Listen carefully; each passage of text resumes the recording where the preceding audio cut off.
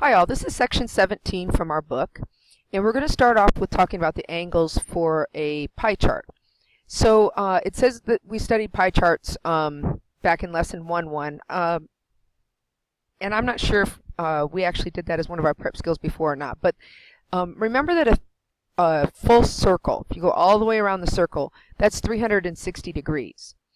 So if someone says, you know, half of the people in the study answered a certain way, that means that half of your circle, so if you wanted to go across this way, half of your circle would be, say half the people answered yes. And maybe a quarter of the people answered no, and the other quarter answered that they didn't know. This does not mean, just because this is half of the circle or 50%, does not mean that's 50 degrees, because that would only work if the circle had 100 degrees, but a circle has 360 degrees. So if you want to figure out what portion of a circle, or what degrees in a circle you need for a certain proportion of a pie graph, you have to multiply that percentage times 360 degrees. So for instance, before we do theirs, if you knew half of the people, say you interviewed 30 people and 15 out of the 30 people answered a certain way, say they answered yes, then you would say that's 0.5 of the people. That is 50%, but that's not 50 degrees. So to figure out how many degrees it is, we're going to take 0.5 times 360 degrees. So if we do that, if we have our 350.5 times 360 degrees, that would come out to be 180 degrees, which is half of the circle. So half of the circle, if we go from here to here, that would be 180 degrees. Yes, it is 50% of the circle, but degrees-wise, it's 180. So now let's look at their problems. If we wanted to know if 38% approved the handling of the office, 57% disapproved, and 5% had no opinion. So let me start by, and this is why I cleared this off. So let's start with looking at these just in a general sense, just, what would they sort of look like so we can get an idea. 38% would be a little bit less than half. So we had half here. 38% might be, it's a little hard to do this exact, but it's less than half. Then it says 57% disapprove. So that would be a little bit more, that would be more than half. So maybe this is approve. And I'm not doing a very exact job here, but just kind of getting an idea. Disapprove. And then it says 5% had no opinion. This is probably actually too big for 5%, but I wanted to leave it big enough to write in there. So approve, disapprove, no opinion. So if we were going to get the exact values for those, 38% of 360 degrees is 136.8 degrees. So then if we continue with that, 57% of 360 degrees, or 0.57 times 360, would be 205.2 degrees. And then 5% of 360 degrees would be 18 degrees. So we're talking, this right here would be I'll just put 137. I'll round it to the nearest degree. So this would be about 137 degrees. This would be about 205.2 degrees. And then this little bit here would be your 18 degrees. And that actually doesn't look like it's too far off now that I look at the fact that it's 18 degrees. So that's 205, and I said I was going to round it to the nearest degree, and then I didn't. So this is about 205 degrees. Okay, so let's look at the next thing here. So the next thing we're looking at is approximating quantities that involve square roots. And I think we're pretty okay with this. But just to make sure, I did run into a few people the last time I was working on this in a class that I thought that they would know how to do this, but they didn't. So just to make sure, if you're trying to approximate a number that isn't a perfect square. So for instance, we know, say, for instance, that the square root of 25 And we know, for instance, that the square root of 81 is 9, and so on. So if it's a perfect square, we can usually do that in our head. But what do you do when it's something like this, the square root of 39? Well, we know that the square root of 36 is 6, and we know that the square root of 49 would be 7, so we know it's somewhere in between there. It's bigger than 6 and smaller than 7, but how do we do better than that? So it talks here about using a spreadsheet, but we don't really use that or do that for our class, so we won't worry about that. So what I've done is I pulled up a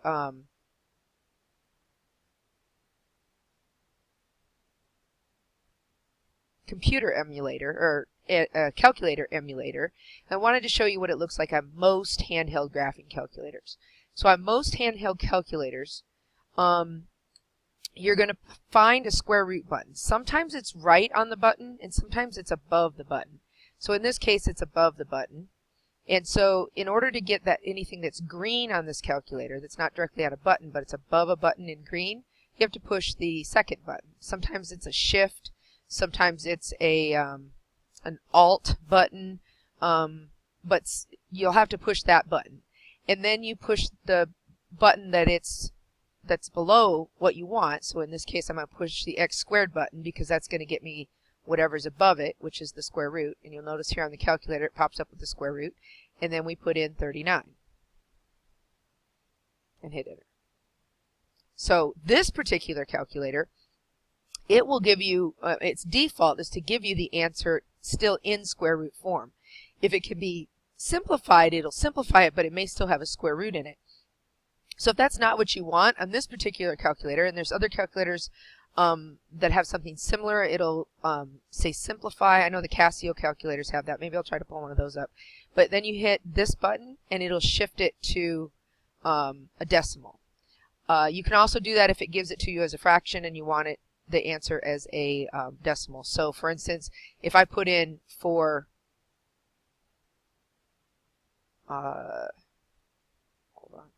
4/5 on this calculator, and I wanted that as a decimal, it brings it up as 4/5, but if I hit this button, it will tell me that's also 0.8. So, and it'll go back and forth. If I hit it again, it'll actually take it back to 4/5 and back to 0.8. So if it's not in the form you want on this particular calculator, you hit this button. So here I've went and found a Casio emulator, and be careful when you're doing that, by the way. If you want to go find an emulator, it's very easy to find ones that have viruses on them, so you have to make sure that you are careful and you go from a trusted site. So that's my public service message for today. But if you want to do these on your calculator, you're going to hit, or on this Casio calculator, you're going to hit the square root button, and then you're going to hit 39 and hit equals. And just like the other calculator, it leaves it as square root of 39, which isn't exactly what we want. We want it in decimal form. So on this calculator, you're going to hit the S to D button. And on the other calculator, it's kind of the same thing. It's just got the 2 arrows. It doesn't have the letters. I think the letters mean standard to decimal. And if you hit it again, it'll take it back. So it'll go back and forth between the square root version and the decimal version. So let's now try it, hit clear, and we'll do the square root of 1,104. If you hit equals on that, that's 4 square root of 69 simplified, but we don't want it in simplified form with the radical. We want it in decimal form, so we're going to hit this button, and we see it's 33.23 if we round it properly. The 2 rounds up to a 3 because it's got the 6 after it. And then if we want to do square root of negative 18, that's going to be a bit of a problem because we can't take the square root of a negative and get a real number. Because, for instance, 5 times 5 is 25. But also, negative 5 times negative 5 is also 25. So I can't find a number that number times itself gives us a negative. So we'll see how the calculator reacts to that. If I try to do square root of negative 18, it'll tell us that there's an error. And that's because you can't do the square root of a negative. Let me pull up the other calculator. And we'll look at how it handles it. So if we're going to clear this out and we try to do, again, you have to push second square root. And if we put in negative 18, this calculator also gives us an error. It says it a little bit differently, but it still says that it's an error. So now we're going to look at our third skill, which is squaring a radical expression. And basically what we're saying here is that if you have anything and you square it, you take the square root and then you square it, I should say. We'll just get back to what we had. So let's say we have, we'll do one that we've been familiar with. We'll start with 5. And say we, actually let's do 25. If we take the square root of that, we know we get 5. But then if we take 5 and we square it, we get back to 25. So if you take the square root of something and you square it, you get back to where you started with. As long as this initial number isn't a negative, because if it was a negative, we wouldn't be able to take the square root of it. So for instance, they say here that the square root of 3 squared, we don't really have to worry about what the square root of 3 is, because when we do the square root and the square, it just undoes it and we get back to 3. So if you wanted to see that in action on the calculator, if I did the square root of 3, I'd get the square root of 3, but we'll put that as a decimal. So 1.7320 whatever. And then we square that, we're going to get back to 3. So if I want to put it in all at once, let's see. I could do parentheses, square root of 3, and then we'll do a parentheses here again. I'm going to arrow over so that it gets out of the square root bar there. Do the parentheses again and then square it and hit equals. It's going to just be 3. So the square root and the square together just undo each other and we have 3. It's kind of like the same idea as if you say you start with 8 and you add 2 and then you subtract 2. Those are opposite operations. So if you add and then subtract, you just get right back to the 8 that you had before. So square root and square are opposite operations. That works also if you are looking at something that is an expression. It doesn't have to be just a number. So in this case, if we have the square root of n plus 5 and we square it, we should just get n plus 5. Now that wouldn't work if we put something in here that would make the inside a negative. So say I put in inside here a negative 8. That would give me a square root of negative 3, so I couldn't do that. But as long as n is negative 5 or bigger, this will work. So it says here, in short, it doesn't make any difference what the stuff inside the square root is, as long as it's negative. If I do the square root and the square together, it'll get me back to what was in the inside. Alright, so our third skill here is, or our fourth skill rather, is solving an equation with the variable in the denominator. So if we want to get rid of or get a variable solved, but the variable's down at the bottom, so in this case 12 over x equals 8, there's a couple different things we can do. The way that they show here is probably the most common way. Just take both sides times x, and you get 12 equals 8x, and then you can divide. So you multiply both sides by that x to get rid of it on the bottom here, and then that brings it up top. So you get, in this case, 3 halves, or 1.5 equals x. Another thing you can do is you can also take this and treat it as if it's a proportion. So 12 over x equals 8 over 1. And then if I flip both sides, it will get the x up on top. So x over 12 equals 8. Then I multiply, sorry, that shouldn't be 8, it should be 1 over 8. I knew something was wrong, but I couldn't.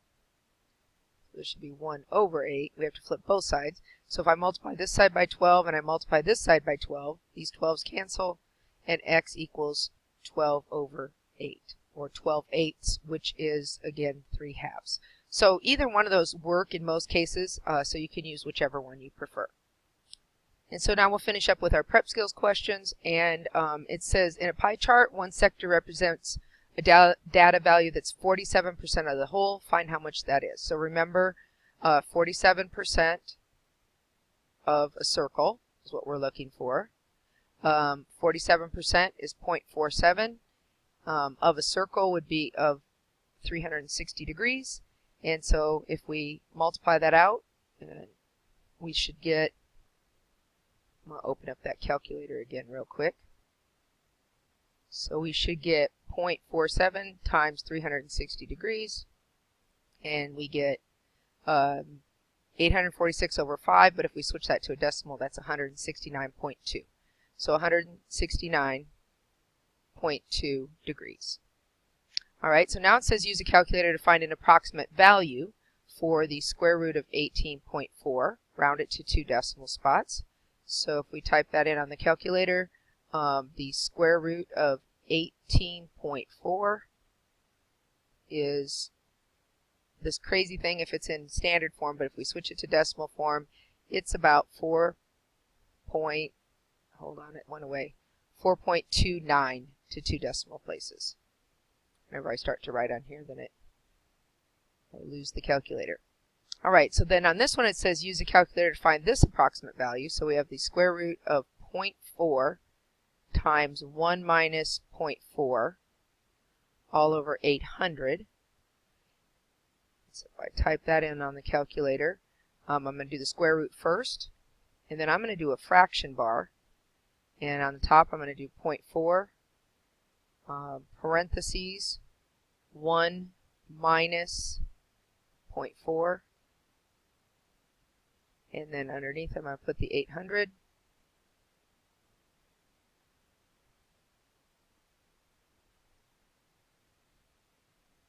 And I'm going to hit equal, and I get that it's approximately to 2 decimal places 0.02, because it's 0.17. So if I'm going to go to 2 decimal places, the 1 is going to have to round up to a 2. So 0.02.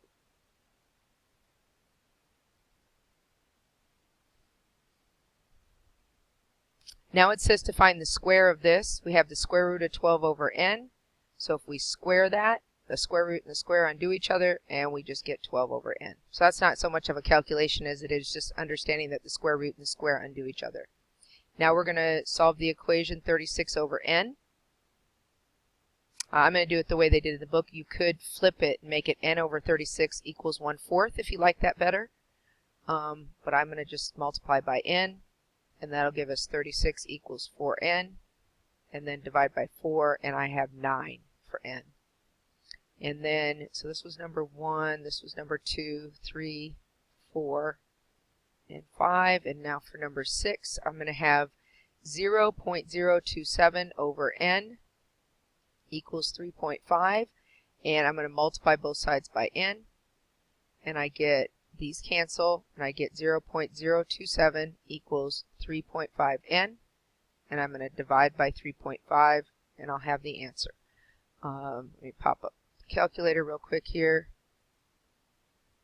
So whatever 0.027 divided by 3.5 would be. That comes out to be, in decimal form,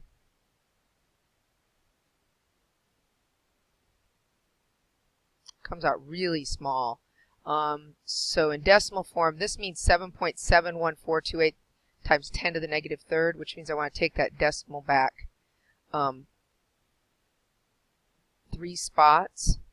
And so it's going to actually be 0.008. So I'm going to move this decimal back 3 places, so past the 7 and then 2 more, and then I'll round that 7 to an 8. So it's approximately 0.008. It's very small. And if we're not sure that's right, we can always check it. Remember, we want to check this 0.027 divided by 0.008. Does that come out to be about 3.5? It's not going to be exactly because we rounded it, but we can double check that. So 0.027 divided by 0.008 comes out to be, it comes out to be like 3.375, and that's because we rounded that 0.0077 up to 0.008. So it doesn't quite go in enough times. In question 1, we're asked to go to the website www.pollster.com and to find the link for the Presidential Approval Survey. So what is the President's most current approval rating? Well, you'll need to look this up for yourself, but on the day that I'm looking, the current approval rating is 40%. And what does this mean? Well, this estimates that 40% of Americans approve of the job President Trump is currently doing. And then on number 2, how do you think the approval rating was calculated? Well, what you have to think about is that they can't talk to the entire U.S. population. So instead, they talk to a sample, and then they use that information to draw conclusions about the population.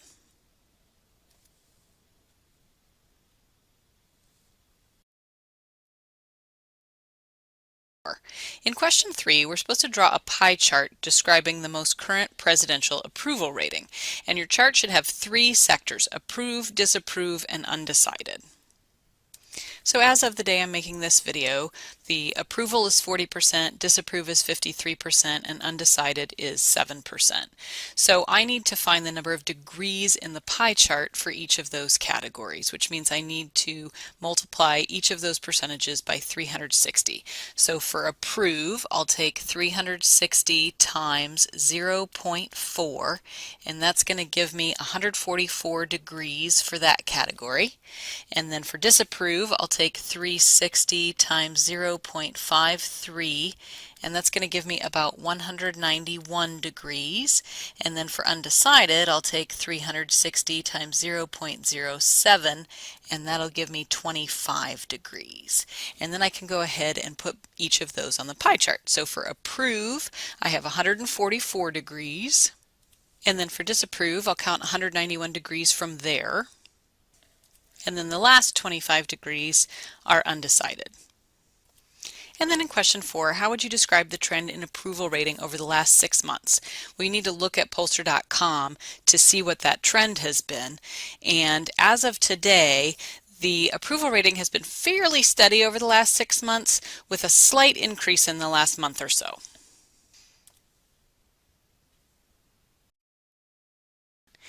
In 5, we're told to look at a Gallup survey and find the margin of error, but what it's really asking is, what do you think the term margin of error means?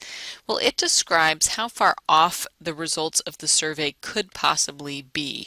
It's trying to represent a population based on information taken from just a sample. So it could be a little bit off, and that's called the margin of error. In 6, can you think of another situation in life where you've heard that term, margin of error, or even margin for error? Well, I think there are many times in my life when I've heard someone say something to the effect of, this situation is so important that you just don't have much margin for error. In 7, what do you think is better to have, a small margin of error or a bigger one? Well, a smaller margin of error is going to be better because that means that you have a more accurate result. In question 1, it asks us to take another look at the Gallup presidential approval rating that we worked with earlier and to find the margin of error, and then describe exactly what the poll result means with the margin of error taken into consideration. So looking back as of the day that I'm making these videos, the approval rating was 40% and the margin of error was 3.3%. So what that means is that we're pretty confident that our sample results of 40% are within 3.3% of the actual population results if we were able to find them. So looking at that then, 40% minus 3.3 would give us 36.7%. So that's a little bit less, and then 40 plus 3.3 would give us 43.3%, which is a little bit more. And so I am pretty confident that if I were actually able to interview the entire country, the approval rating would be between 36.7% and 43.3%. And then in question 2, an Associated Press poll indicated that 63% of teachers below college level feel like the amount of homework students get is not excessive. Now this poll had a margin of error of 3.5% with a 95% confidence level. So what does that really tell us? Well, again, the margin of error builds in the wiggle room. We expect it for the whole population to be a little bit more or a little bit less. And so if we take 63% minus 3.5, then we get 59.5. And if we take 63 plus 3.5, we get 66.5. And so those are the percentages that we would expect it to be between if we were able to talk to the whole population. And in this case, they actually gave us a confidence level. So we are 95% sure that if we were able to talk to all teachers in this category, between 59.5% and 66.5% would say that the amount of homework is not excessive. In question 3, there was a poll in December of 2015. It had 532 responses. Of those, 181 supported a particular candidate for presidency, and of those, 41% were in favor of bombing Agrabah, which is actually a fictional country from the movie Aladdin. So use the formula for margin of error that I've copied over here to the right to find the margin of error for this result. We need two values, p hat and n. P hat is the percentage in the sample that responded the particular way that you're looking at. So p hat would be this 41% right here, and I'll write that as a decimal. And then I need n. Be very careful here. The poll had 532 responses, but that 41% was out of the 181 who already had said that they supported a particular candidate. So our n is actually just the 181. So to find the margin of error, we'll do 2 times the square root of p hat, which is 0.41, times 1 minus 0.41, all over n, which is 181.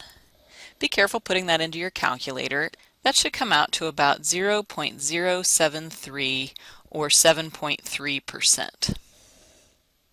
In number 4, let's write a sentence about what that tells us. Well, in the sample, it was 41% that responded this way. We have a plus or minus margin of error of 7.3%.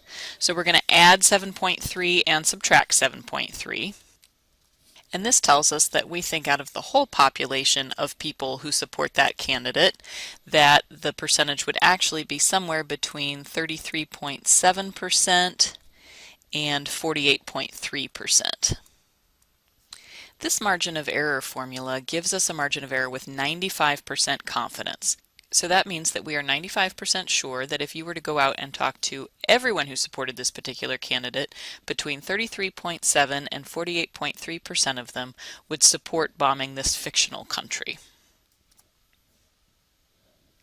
Now in number 5, we're told that among all respondents to the survey, so all 532, 30% supported bombing the cartoon country. They reported a margin of error of 4.3%, and we're supposed to use our formula to check that margin of error. So our margin of error formula is 2 times the square root of, I need my p hat, which would be the 30%, so 0.30 times 1 minus 0.30, all over n, which this time is 532 because we're talking about all people who responded to the survey. And that should come out to about 0.040 or 4.0%. Well, that means they actually reported their margin of error just a little bit higher than they needed to.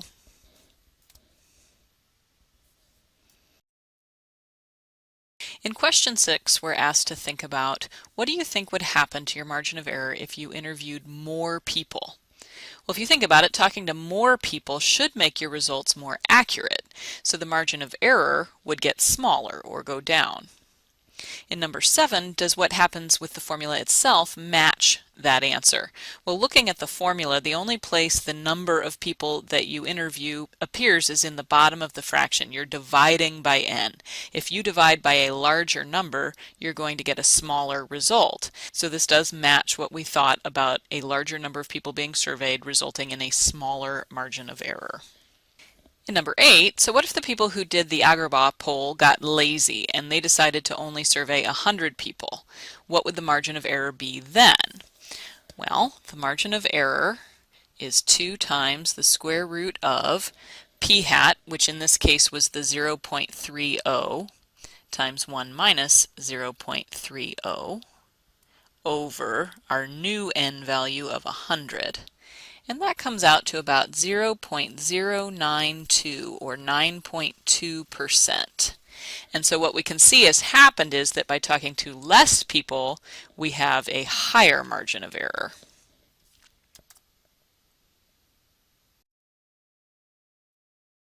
Suppose you're surveying your campus on race relations. After 70 surveys are returned, you find that 32% of the respondents think race relations are a serious problem. So in 9, what's the margin of error at that point? Well, as long as those 70 that have been returned are a good random sample, we can use our margin of error formula. So we need to know our p-hat, which is 32% or 0.32, and our n, which is 70. Our margin of error formula is 2 times the square root of p-hat, so 0.32, times 1 minus p-hat, so 1 minus 0.32, all over n, which is 70. And that's going to come out to about 0.112, which is 11.2%. That's a pretty high margin of error. So in number 10, how could we figure out how many people we needed to survey to bring that down to a 4% margin of error if we think that the response is going to stay at around 32%? Well, let's go ahead and use that margin of error formula to set this up. So we want our margin of error to be 4%. We want that to come out to 0.04. We'll keep the 2 and the square root. We'll plug in the p-hat that we think is probably going to hold, and we'll plug that again in for the 1 minus p-hat. So we've got 0.32 times 1 minus 0.32 all over. I don't know what the n will need to be, so I'll leave that n. In 11, we're going to start solving that equation. Notice first of all that they've taken the 1 minus 0.32 and made it 0.68, so it's easier to work with. So we have our equation 0.04 equals 2 times the square root of 0.32 times 0.68 in the top over n in the bottom. And it says, let's go ahead and start working on isolating that radical. So we'll divide both sides by 2. It's going to cancel the 2 on the right-hand side, and that's going to give me an equation of 0.02 equals the square root of 0.32 times 0.68 over n. Now we need to undo the square root. So to reverse that, we need to square both sides. And so that's what 12 asks us to do. We'll go ahead and square both sides. And that's going to give us a new equation of 0.0004 equals, now on the right hand side, the second power reverses the square root, and we'll have 0.32 times 0.68 over n, and the square root is now gone.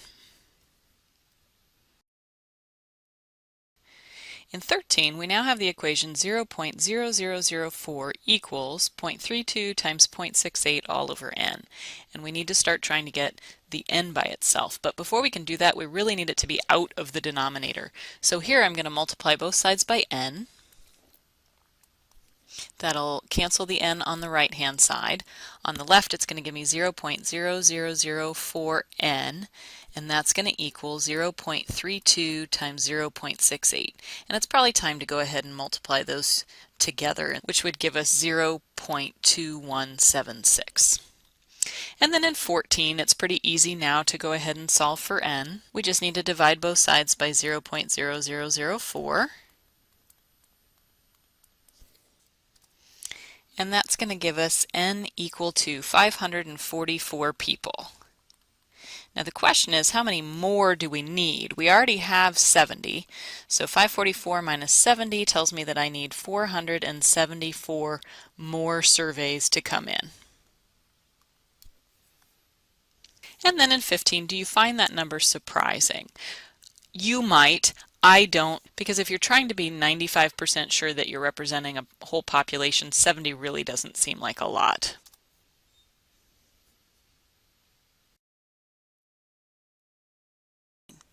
We're going back to the presidential approval poll that we started this lesson with, and using that approval rating along with the margin of error, we're going to find the number of people that needed to be polled to have that margin of error. And then we'll compare it to how many they actually polled. So we have the margin of error formula. Our p-hat was our approval rating, which is 40%. So we're going to make that 0.4. And then our margin of error was 3.3%, so that's 0.033.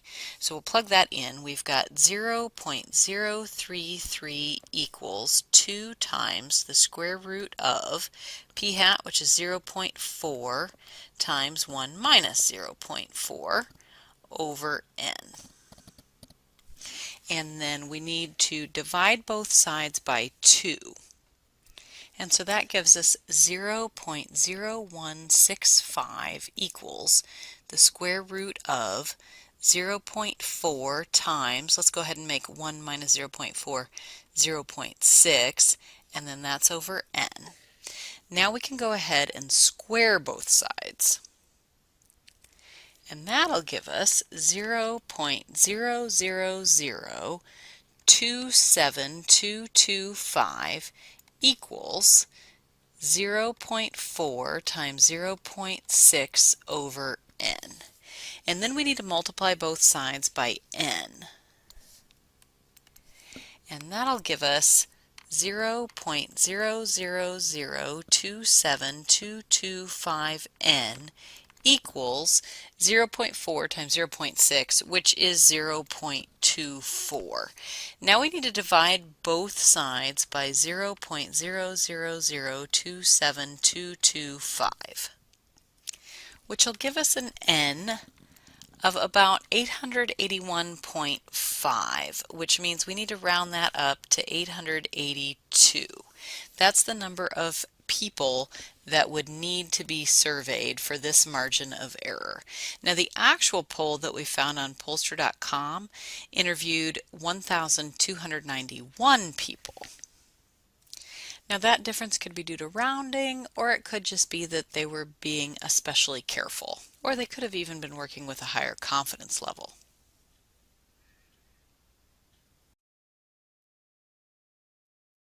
In 18, we're supposed to repeat question 17, but this time for a poll where 50% of In 18, we're supposed to repeat question 17, but this time for a poll where 50% of respondents say that they'd give up their phone. So now our p hat is 0.5. Our margin of error is still 2% or 0.02. So we'll have 0.02 equals 2 times the square root of p hat, which is 0.5, times 1 minus p hat, so 1 minus 0.5 over n. First thing we need to do is divide both sides by 2. So that's going to give us 0.01 equals the square root of 0.5 times 1 minus 0.5 is just 0.5, so I'm going to write that over n. And now we need to square both sides. So that's going to give us 0.0001 equals 0.5 times 0.5 over n. Now we need to multiply both sides by n. That's going to give us 0.0001n equals 0.5 times 0.5, which is 0.25. And then we'll divide both sides by 0.0001. And that's going to give us n equals 2,500 people. So how does this affect the number of responses? Well, it made us need to talk to quite a lot more.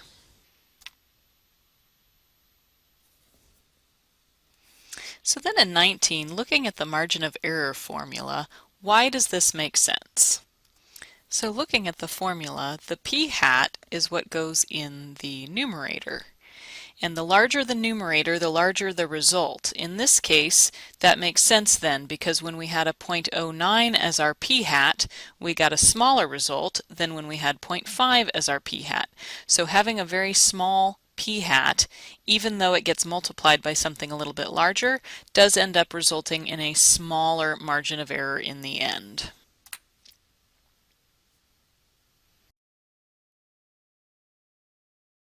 A stats class does a survey to determine the percentage of students on their campus opposed to a policy where the bookstore goes all ebook. After surveying 90 students, The class finds that 33% are opposed to the policy. And number one, we're going to calculate the margin of error here. So for the margin of error, we've got a formula that's 2 times the square root of p hat times 1 minus p hat over n. In this case, that's going to be 2 times the square root of, our p hat is the 33%, so 0.33 times 1 minus 0.33, over n, which is 90 in this case. And that's going to come out to about 0.099 or 9.9%. In number 2, write a sentence or two describing exactly what that tells you. Well, that tells you that we expect the population to be somewhere within 9.9% of our sample. So we had 33%, and we think the population will be plus or minus 9.9% from there.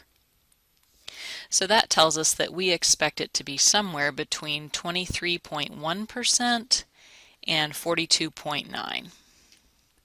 So we are 95% confident that if we were to survey the entire population of students on this campus, that between 23.1% and 42.9% would be opposed to the policy.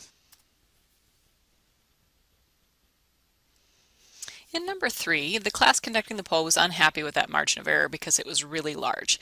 So they survey another 90 students. With that, the percentage of students opposed to the policy goes up to 35%. So now what's the margin of error? Well, they had already talked to 90 students, and now they've talked to 90 more. So that makes our N 180. And then our p hat now is 0.35. Plugging that into the margin of error formula, we've got 2 times the square root of 0.35 times 1 minus 0.35 over 180. And that's going to give us about 0.071 or 7.1%. So that's better, but still pretty high.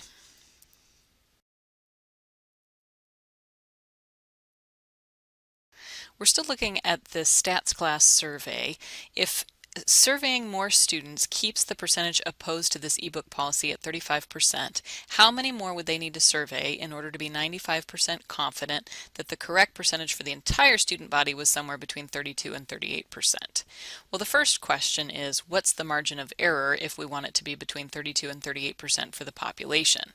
If our value in our sample is 35%, then that's 3% below and 3% above that. So we're looking at a margin of error of 3% or 0.03. Using our margin of error formula then, 0.03 is the margin of error that we want, and that equals 2 times the square root of p hat, which is 0.35, times 1 minus p hat, so 1 minus 0.35, over n. And the question is, what does n need to be? So we don't have a value to put in there yet. So to solve this, we first need to divide both sides by 2, which is going to give us 0.015 equals the square root of 0.35 times 1 minus 0.35 over n. And now we need to get rid of that square root, so we're going to square both sides, and that's going to give us 0.000225 equals 0.35 times, I'm going to go ahead and make that 0.65 instead of writing 1 minus 0.35 again, over n. Now I need to multiply both sides by n, and that's going to give me 0.000225n equals 0.35 times 0.65, which is 0.2275. Then I'll divide both sides by 0.000225, which will give me n equal to 1011.1. Now when you're trying to decide how many people to survey, you should not round down. That would make it less accurate. So we want to go ahead and round up to 1012. Now they've already surveyed 180 people.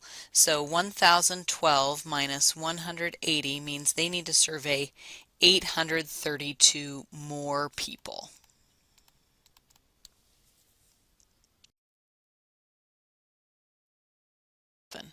In number 5, suppose that the campus we've been talking about is a small satellite campus with only 400 students.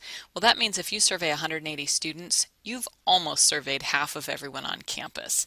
And when your sample is more than 5% of your population, we have a finite population correction. So the formula is given here, and we're going to go ahead and calculate that. So our finite population correction is the square root of capital N, which is the size of the population, so 400, minus lowercase n, which is the size of the sample. In this case, that's 180, over capital N, which is 400 again, minus 1. And when you calculate that out, you should get about 0.74. Now in number 6, that FPC acts as a multiplier and it adjusts margins of error. So we are supposed to look back at question 3 at the margin of error that we found there, and that was 0.071. So to adjust that margin of error for this sample that is such a large percentage of the population, we'll take that original margin of error of 0.071 and multiply it times our FPC, our finite population correction. So that's 0.74. And that's going to give us a new adjusted margin of error of 0.053 or 5.3%. So then in 7 it says, without looking at the formula, describe what should happen to the margin of error as the size of the sample gets really close to the size of the population. Well, if you think about that with a little common sense, the closer your sample gets to the whole population, the smaller the margin of error should be, because if you were to survey the entire population, there would be no margin of error. You would know exactly what the population results were. So then we're supposed to go ahead and look at the formula and argue that our conclusion matches with what the formula says should happen. Well, capital N is the population size and lowercase n is the sample size. So as the sample gets larger and larger and closer to the whole population, that means that those numbers in the top that you're subtracting are going to be very, very close together, and they're going to get closer and closer to 0. Well, having a 0 in the top would make the whole answer 0. So then if that finite population correction comes out to 0 and we multiply it times our margin of error from our other formula, our new adjusted margin of error would also be 0.